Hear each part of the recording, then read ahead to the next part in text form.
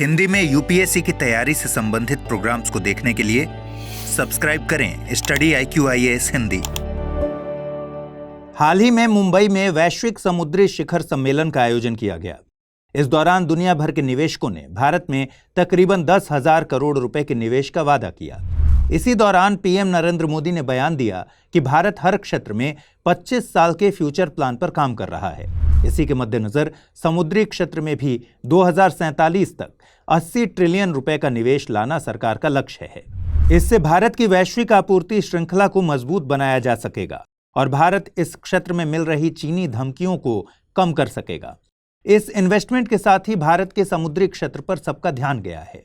इसके अलावा यह भी साफ हुआ है कि भारत के पास बड़े समुद्री संसाधनों के अलावा बहुत बड़ा स्पेशल इकोनॉमिक जोन यानी विशेष आर्थिक क्षेत्र है।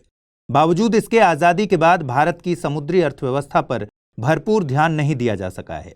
इस वजह से समुद्री अर्थव्यवस्था की स्थिति खराब है। इन परिस्थितियों के मद्देनजर आइए समझते हैं समुद्री अर्थव्यवस्था है क्या, भारतीय समुद्री अर्थव्यवस्था की संभावनाएं और चुनौतियां क्या हैं।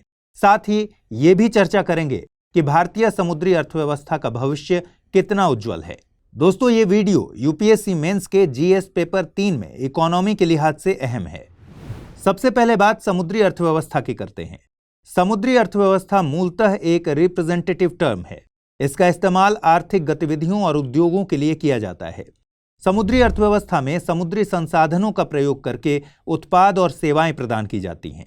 समुद्री अर्थव्यवस्था को दुनिया भर में अलग अलग नामों से भी जाना जाता है, जैसे कि महासागर अर्थव्यवस्था, महासागर उद्योग, समुद्री अर्थव्यवस्था, समुद्री उद्योग, समुद्री गतिविधि या समुद्री क्षेत्र।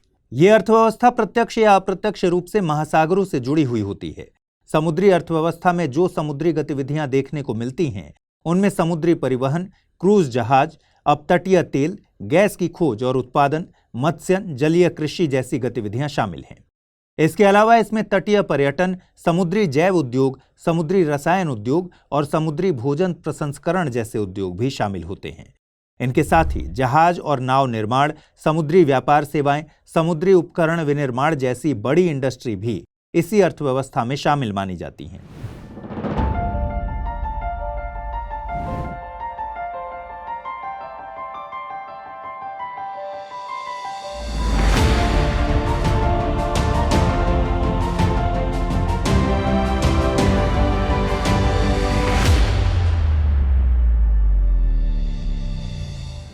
यदि समय की सुई को थोड़ा पीछे ले जाएं, तो समुद्री अर्थव्यवस्था का इतिहास बहुत लंबा रहा है। समुद्र के रास्ते व्यापार और समुद्री संसाधनों का इस्तेमाल तो सदियों से हो रहा है।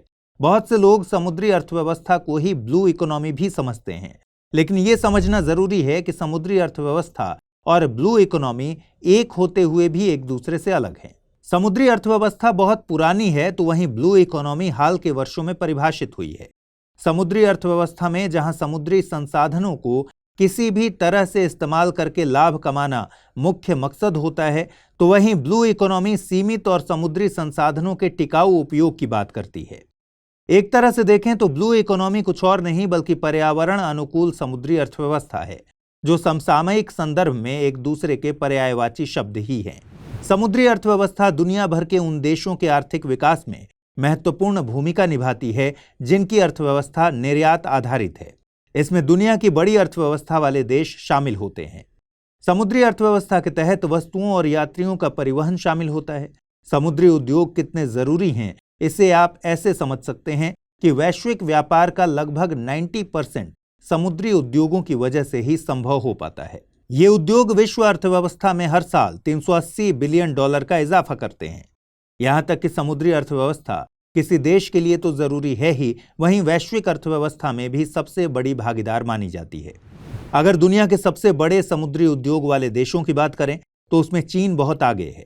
चीन की कुल जीडीपी में समुद्री अर्थव्यवस्था की हिस्सेदारी 10% के आसपास है। 2022 में चीन की समुद्री अर्थव्यवस्था की जीडीपी 1.25 ट्रिलियन US$ पहुंच गई, जो भारतीय जीडीपी के 36% के करीब है। और ये स्थिति तब है जब भारत का समुद्री विशिष्ट आर्थिक क्षेत्र चीन से ज्यादा है। इसका कुल आकार 2.37 मिलियन स्क्वायर किलोमीटर है। इसके बावजूद भारतीय समुद्री अर्थव्यवस्था और उससे जुड़े उद्योग भारतीय अर्थव्यवस्था में उतना बड़ा रोल नहीं निभा पा रहे। लेकिन ऐसा है क्यों? और भारतीय समुद्री अर्थव्यवस्था के साथ क्या क्या चुनौतियां हैं, आइए समझते हैं। चुनौतियों को समझने से पहले अगर भारतीय समुद्री अर्थव्यवस्था की बात करें तो भारत में समुद्री डोमेन की अहमियत देश की सुरक्षा, स्थिरता और आर्थिक लाभ के लिए शुरू से ही रही है।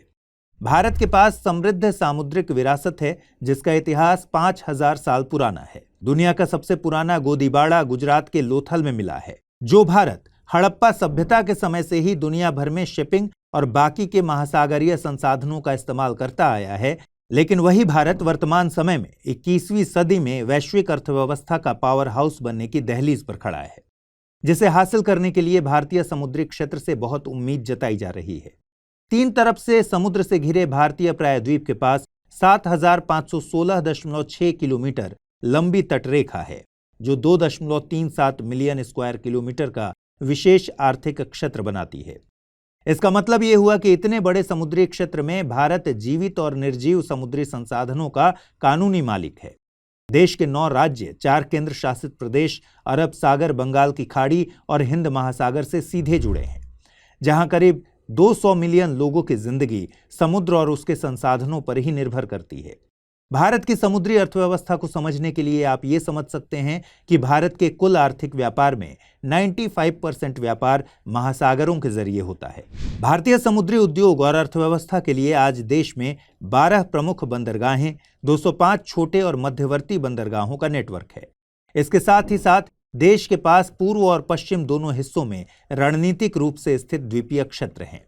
अंडमान और निकोबार द्वीप समूह में जहां 572 द्वीप हैं, तो वहीं पश्चिम की ओर स्थित लक्षद्वीप समूह में 38 द्वीप हैं। एक तरह से देखें तो देश की समुद्री सुरक्षा की गारंटी को देश की ऊर्जा सुरक्षा के जरिए ही सुनिश्चित किया जा सकता है।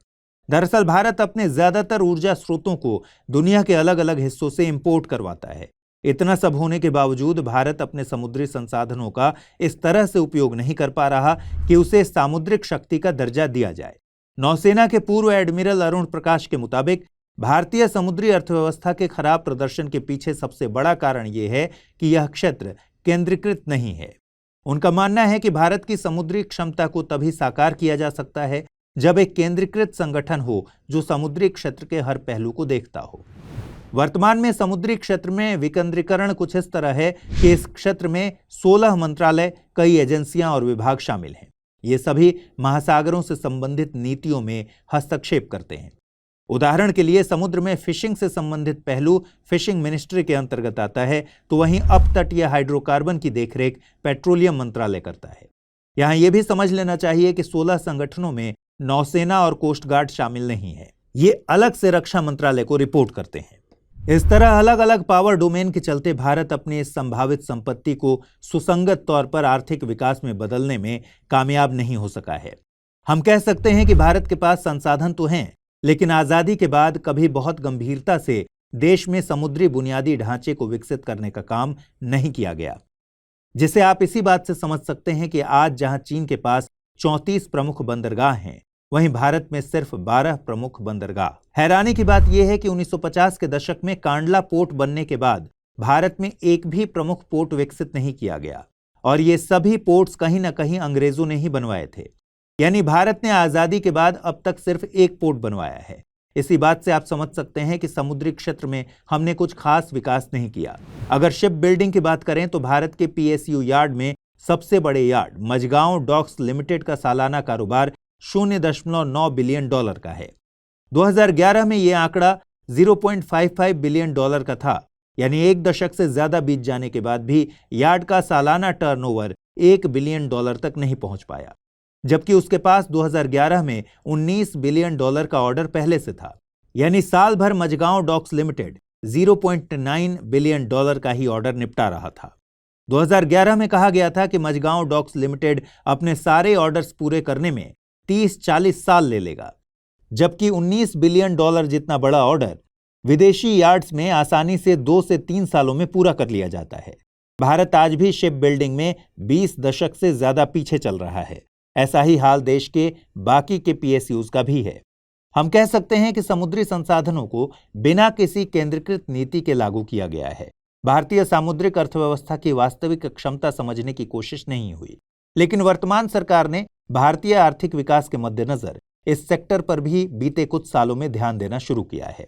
ऐसे में यह अंदाजा लगाया जा रहा है कि आने वाले समय में भारतीय सामुद्रिक अर्थव्यवस्था का भविष्य उज्जवल हो सकता है। अब आइए देखते हैं भारत में समुद्री क्षेत्र का भविष्य क्या होगा। हाल ही में वर्ल्ड बैंक की लॉजिस्टिक परफॉर्मेंस इंडेक्स रिपोर्ट 2023 जारी हुई थी। इसमें भारतीय बंदरगाह और लॉजिस्टिक क्षेत्र के बारे में एनकरेजिंग खबरें थी। दरअसल रिपोर्ट में इंटरनेशनल शिपमेंट कैटेगरी में भारत की ग्रोथ को बताया गया है। रिपोर्ट के मुताबिक 2014 में इंटरनेशनल शिपमेंट के मामले में भारत की रैंकिंग 44वीं थी, लेकिन 2023 में भारत की ये रैंकिंग 22वीं है। यानी बीते 9 सालों में भारत ने इस रैंकिंग में खुद को 22 पायदान ऊपर किया है, जो ये दिखाता है कि मौजूदा सरकार ने इंटरनेशनल शिपमेंट पर काम जरूर किया है। दोस्तों, सरकार ने समुद्री अर्थव्यवस्था को सुरक्षित करने और देश की सुरक्षा को ध्यान में रखते हुए भी काम किया है। भारतीय महासागर में बढ़ते चीनी खतरों को काउंटर करने के लिए भारतीय नौसेना लगातार मजबूत हो रही है। इसके अलावा भारत ने 2030 तक 175 शिपिंग फोर्स को बनाने का एम्बिशियस प्लान भी बनाया है, जिसे पूरी तरह से भारत में बनाया जाएगा। इससे समुद्री अर्थव्यवस्था को जरूरी बल मिलेगा और भारत की विदेशों पर निर्भरता कम होगी। अगर अवसंरचना की बात करें तो 2016 में ही सरकार ने 8 नए प्रमुख बंदरगाहों को विकसित करने की योजना शुरू कर दी थी। इसके साथ ही सरकार लॉन्ग टर्म में समुद्री अर्थव्यवस्था को बढ़ावा देने के लिए $12 ट्रिलियन का निवेश बंदरगाहों और जलमार्गों में करने वाली है, जिससे न सिर्फ इंफ्रा मजबूत होगा बल्कि करीब 1 करोड़ नई नौकरियां भी पैदा होंगी। आज देश के बंदरगाह और शिपिंग उद्योगों को मजबूत बनाने के लिए करीब 104 प्रोजेक्ट्स चल रहे हैं। इसके साथ ही समुद्री संसाधनों के इस्तेमाल से भारत की महत्वाकांक्षी ब्लू इकोनॉमी को भी बढ़ावा मिल रहा है। इससे संभव है कि अगले 10 सालों में भारत की समुद्री अर्थव्यवस्था एक सस्टेनेबल डेवलपमेंट हासिल कर ले। आज ब्लू इकोनॉमी का भारत की जीडीपी में योगदान करीब 4% का है, जिसे बढ़ाने के लिए केंद्र सरकार का मिशन भी चल रहा है, जिसमें दूसरे देशों के साथ मिलकर काम किया जा रहा है। हमने शुरुआत में भी सरकार के वैश्विक समुद्री निवेश शिखर सम्मेलन की बात की थी। इसमें दुनिया भर के निवेशक भारत के समुद्री बुनियादी ढांचे में निवेश के लिए तैयार हैं। निष्कर्ष के तौर पर कहा जा सकता है कि आज भले ही देश के समुद्री उद्योगों की हालत बहुत बेहतर नहीं है, लेकिन भविष्य उज्जवल है, जिसके लिए तमाम तरह के निवेश और परियोजनाएं शुरू करने के साथ ही सरकार को समुद्री क्षेत्र के केंद्रीकरण पर भी ध्यान देना होगा। बिना एक केंद्रीकृत नीति और मकसद के भारत शिपिंग और लॉजिस्टिक में तो फिर भी आगे बढ़ सकता है, लेकिन जल विद्युत, अब तटीय हाइड्रोकार्बन, फिशिंग और तटीय पर्यटन जैसे क्षेत्रों को आगे नहीं बढ़ाया जा सकता। अगर भारतीय संसाधनों का सही से उपयोग होता है तो ये संभव है कि भारत अपनी 5 ट्रिलियन अर्थव्यवस्था का लक्ष्य हासिल करने के साथ साथ 2047 तक आत्मनिर्भर हो जाएगा। हिंदी में यूपीएससी की तैयारी से संबंधित प्रोग्राम्स को देखने के लिए सब्सक्राइब करें स्टडी IQ IAS हिंदी।